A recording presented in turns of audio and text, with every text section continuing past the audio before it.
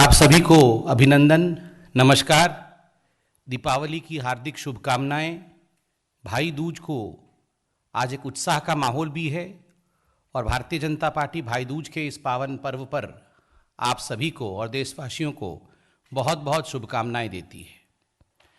आज एक गंभीर विषय को लेकर हम यहाँ एकत्रित हुए हैं और ये प्रेस कॉन्फ्रेंस चल रहा है।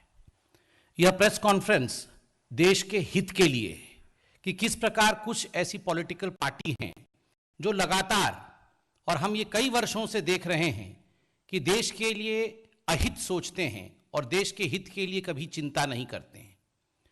बंधुगण, ये हम सब के लिए खुशखबरी है कि जम्मू और कश्मीर में आर्टिकल 370 के एब्रोगेशन के बाद जिस प्रकार से पंचायती राज एक्ट में संशोधन करके डीडीसी, डिस्ट्रिक्ट डेवलपमेंट काउंसिल के चुनाव हो रहे हैं और वो पहली बार हो रहे हैं, ये अपने आप में नरेंद्र मोदी जी का जो सपना है, सबका साथ, सबका विकास और सबका विश्वास, उसके माध्यम से किस प्रकार डेवलपमेंट और विकास जड़ों तक पहुंच सके, और खास करके उस जम्मू कश्मीर में जहां कई वर्षों तक अनुच्छेद 370 के कारण डेवलपमेंट नहीं पहुंच पाया था, कुछ वर्गों के साथ एक तरह से अलगाववाद का रुख अपनाया गया था, चाहे वो दलित हो, चाहे वो महिला हो, तो वहां डेवलपमेंट कैसे पहुंचे, डीडीसी के चुनाव हो रहे हैं। और हमने यह भी देखा कि जहां भारतीय जनता पार्टी डीडीसी का चुनाव लड़ रही है, वहीं people alliance for Gupkar declaration, ये जो गुपकर डिक्लेरेशन का एक अलायंस है, वह भी चुनाव लड़ रहा है।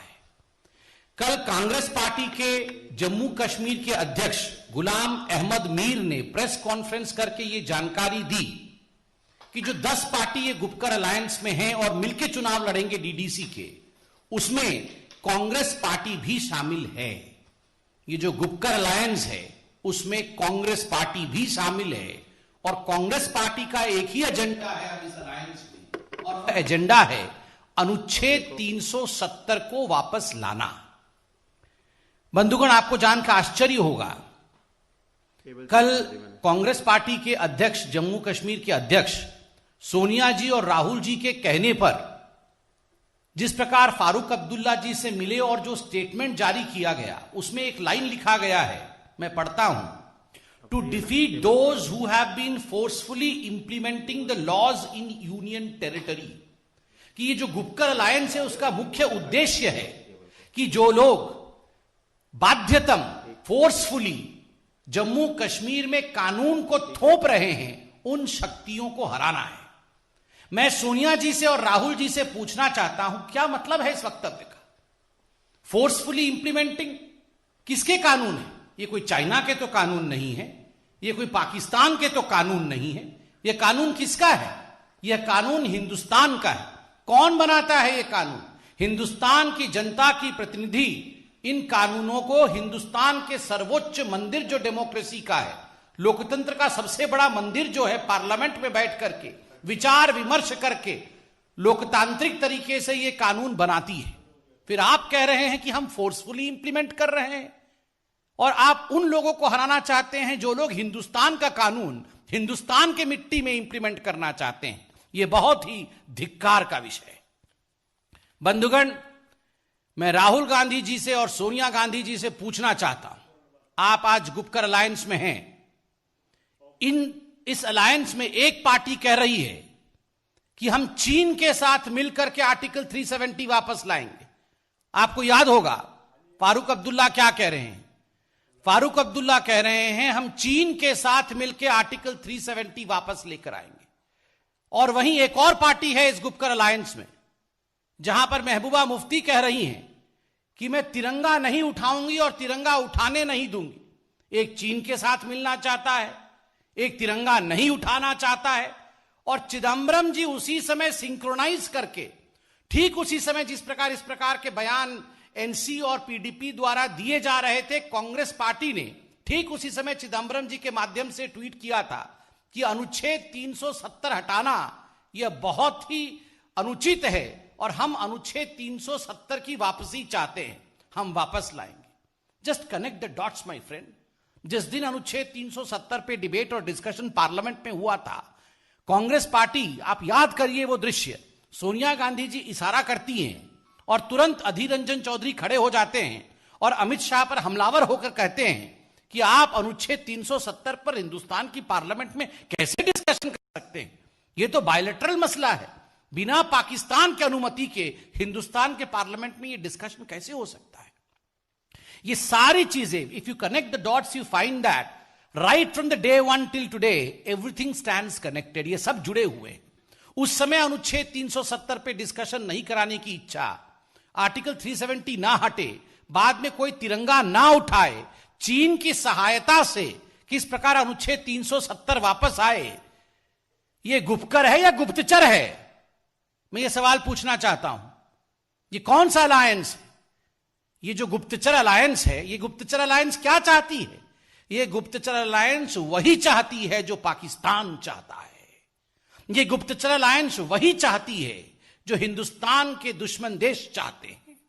पाकिस्तान ने हर फोरम में जाकर आर्टिकल 370 के एब्रोगेशन को लेकर अपनी आवाज को बुलंद किया। पाकिस्तान हर जगह कह रही है कि अनुच्छेद 370 हटना अच्छी बात नहीं है और अनुच्छेद 370 वापस आना चाहिए। वो संयुक्त राष्ट्र तक चली गई है। और ये जो गुप्तचर अलायंस है, ये गुप्तचर अलायंस भी वही कह रही है और उसमें राहुल जी और सोनिया जी सम्मिलित है। आज मैं एक बात यहां सोनिया गांधी जी से और राहुल गांधी जी से पूछना चाहता हूं। चूंकि आप इस अलायंस में हैं, जो कहा गया एनसी द्वारा कि चीन के साथ मिलकर अनुच्छेद 370 वापस लाएंगे, जो कहा गया पीडीपी द्वारा कि हम तिरंगे को हाथ नहीं लगाएंगे और किसी को हाथ लगाने नहीं देंगे, आप इसके पीछे हैं या नहीं है? आप इनको रिजेक्ट करते हैं या इनको सपोर्ट करते हैं? आप इन वाक्यों के साथ खड़े हैं या इन वाक्यों के विरोध में खड़े हैं? मैं तो बिल्कुल सच कहता हूं आज, और बीजेपी बिल्कुल एक्सपोज करना चाहती है। इन सब की सांठगांठ है और राहुल और सोनिया जी के सांठगांठ से ही, चाहे वो पीडीपी हो चाहे फारूक जी हो, इन्होंने इस प्रकार के बयान दिए हैं। जहां तक राहुल गांधी जी का सवाल है, आपने उनका स्टेलार परफॉर्मेंस, विराट परफॉर्मेंस तो देखा ही होगा। बिहार में अभी हुआ है, कितना कमाल का स्ट्राइक रेट रहा है वहां पर। बिहार की जनता ने बिल्कुल स्पष्ट वाक्यों में राहुल गांधी जी को और कांग्रेस पार्टी को कहा है, चुप कर, देश के विरोध में ना बोल। Surgical strike, air strike, article 370, चीन, इन सभी विषयों को लेकर जिस प्रकार के वक्तव्य राहुल गांधी जी ने दिया था, प्रधानमंत्री को कायर कहा था, देश को डरा हुआ, छुपा हुआ, हरा हुआ कहा था, जनता ने बिहार में राहुल गांधी जी को चुप कर कहा है और यहां आकर ये चले हैं बनने गुपकर। जिनको चुपकर कहा गया वो गुपकर बनने चले हैं। बंधुगण, ये जो पार्टनरशिप है, एनसी, पीडीपी, राहुल जी, सोनिया जी, एमओयू, चीन, पाकिस्तान, संयुक्त राष्ट्र में पाकिस्तान राहुल जी के नाम से पहला वाक्य ड्रोसियर में देता है, ये क्या है? ये जो पार्टनरशिप है, इस पार्टनरशिप के पीछे क्या राज है? इसके विषय में कौन जवाब देगा? राहुल जी, आपके लिए आज शिवानंद तिवारी जी ने बिल्कुल सही शब्दों का प्रयोग किया है कि आप पिकनिकिंग प्रेसिडेंट हैं। आप जिसका स्पर्श करते हैं उसका वजूद समाप्त हो जाता है। आप साइकिल पर बैठे, आज साइकिल की क्या हाल है, बाद में आपको साइकिल के कैरियर से उतारना पड़ा। आप लालटेन के पास बैठे, पानी निकालकर, मिट्टी का तेल निकालकर पानी भरा, लालटेन बुझ गया। जिसको जिसको छुआ है वो सब बुझ गया है, मिट गया है।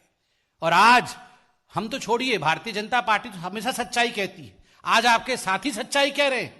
आपको आपके साथी शिवानंद तिवारी जी कह रहे हैं कि आप नॉन परफॉर्मिंग पिकनिकिंग प्रेसिडेंट, एनपीपीपी हैं, नॉन परफॉर्मिंग पिकनिकिंग प्रेसिडेंट। हम तो शुरू से ही कह रहे हैं आप एनपीए हैं, नॉन परफॉर्मिंग एसेट है, और अब तो आपके साथी कह रहे हैं आप नॉन परफॉर्मिंग पिकनिकिंग प्रेसिडेंट है, आप पिकनिक करते रहते हैं। और वैसे में ये चले हैं गुपकर अलायंस बनाने के लिए। उनका भी क्या हश्र होगा वह भी आप देखना। साइकिल भी नहीं रही, लालटेन भी समाप्त हो गया है, ये गुप्तचरों का भी वही होगा। And at the and I would say this alliance is an unholy alliance, not only in the combination, unholy for the country. ये देश के लिए सही अलायंस नहीं है।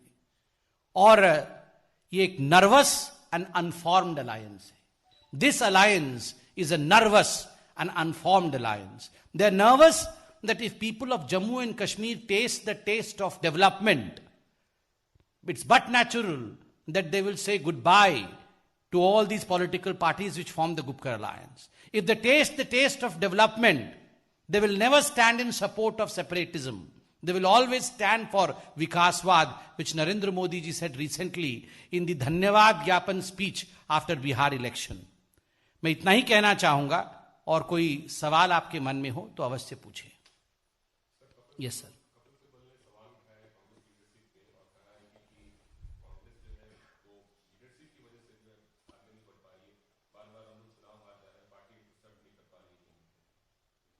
देखिए, कपिल सिब्बल जी ने आज एक मुख्य अखबार में इंटरव्यू दिया है।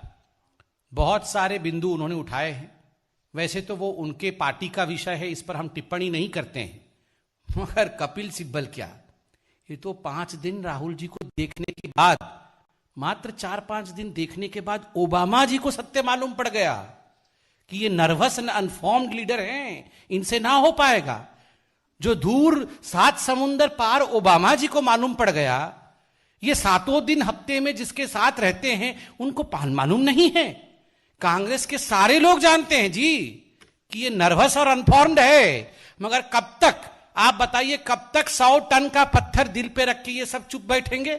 धीरे धीरे ये जो 100 टन का पत्थर अपने दिल के ऊपर रख के कांग्रेस के नेता गुणगान कर रहे थे गांधी परिवार और परिवारवाद का, अब धीरे धीरे वो पत्थर उनको ही सफोकेट कर रहा है, उन्हीं की सांस बंद हो रही है। इसलिए ये पत्थर को साइड में रखकर, चाहे वो कपिल सिब्बल हो, चाहे गुलाम नबी आजाद हो, चाहे वो G23, आपको याद होगा 23 नेताओं ने एक चिट्ठी लिखी थी, चाहे कार्ति चिदंबरम हो, अरे घर के अंदर ही भेद हो गया है, घर के अंदर ही लड़ाई चल रही है। मैं तो कहता हूं गुप्तचर अलायंस बाद में करना, पहले अपने घर का ही अलायंस ठीक रखो। और कभी कभी तो मुझे बिल्कुल लगता है कि सोनिया जी, प्रियंका जी और राहुल जी ने अभी, हाल आपको पता नहीं होगा शायद, हाल फिलहाल में तीनों ने एक मीटिंग की है, सोनिया जी, राहुल जी और प्रियंका जी ने, और मीटिंग में कहा है कि भले सब चले जाए, हम तीनों तो एक साथ रहेंगे, हम अलग नहीं होंगे। जी,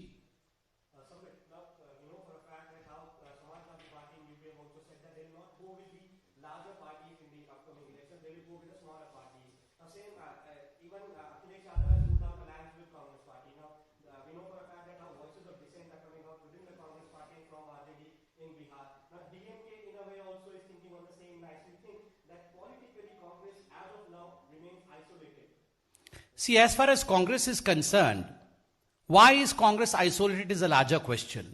Not only outside of the Congress party, but within the Congress party also, the Gandhi family, particularly Sonia ji and Rahul Gandhi, stand isolated. The reason for this isolation is the ideology of the Congress party. The ideology of the Congress party since long, since its inception, has been threefold. 1, casteism or casteist politics. 2, appeasement politics. And 3, the family fiefdom politics, politics of family fiefdom. Modi ji, right from day one, our leader has maintained and strongly said that वो युग समाप्त हो गया जब हिंदुस्तान की जनता परिवारवाद के लिए खड़ी होती है, जब हिंदुस्तान की जनता विकासवाद के लिए नहीं खड़ी होती है। तुष्टीकरण, जातिवाद और परिवार की राजनीति समाप्त हो रही है, इसलिए कांग्रेस पार्टी अब आइसोलेशन में है। And the ones who have realised that development is the only aim are the ones who will survive. And this is what happened in Bihar. And in the Dhanyavad rally of Bihar, from the party headquarters, from where we are having this PC, our respected Prime Minister Narendra Modi only reiterated that, look, you have to be standing on the right side of the fence, and the right side of the fence is development, development, and development. No more questions, sir? Thank you so much.